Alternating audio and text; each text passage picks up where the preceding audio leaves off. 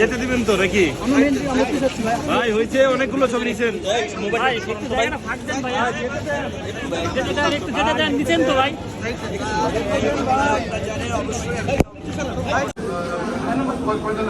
আমি গুলিবিদ্ধ হয়েছি, আহত হয়েছি, হাসপাতালে ছিলাম, সেখানেও পুলিশি নির্যাতন, পুলিশের কারণে থাকতে পারি নাই, বাসায় পুলিশ করেছে।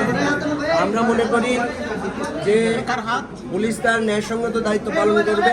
তোমরা ন্যায়সঙ্গত আন্দোলন চালু রাখো, কোনো ধরনের বিশৃঙ্খলার প্রয়োজন নেই।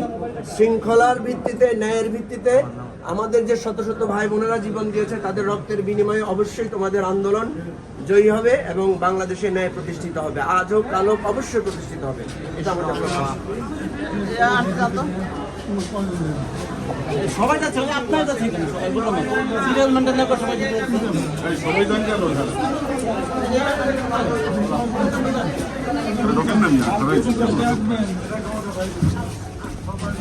ডাক্তার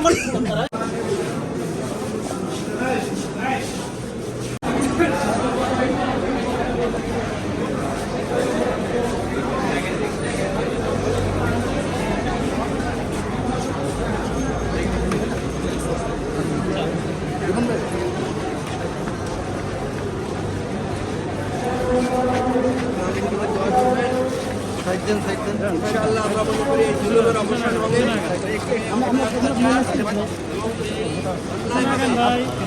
গণগ্রেফতার করা হচ্ছে, আমরা যার প্রতিবাদ জানাচ্ছি।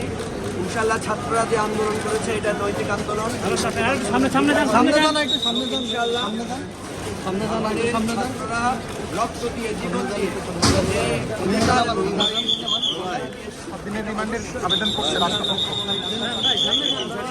দেশবাসীকে বলবো আপনারা আমাদের জন্য দোয়া করবেন। দেশবাসীকে বলবো সবাই দোয়া করবেন আমাদের।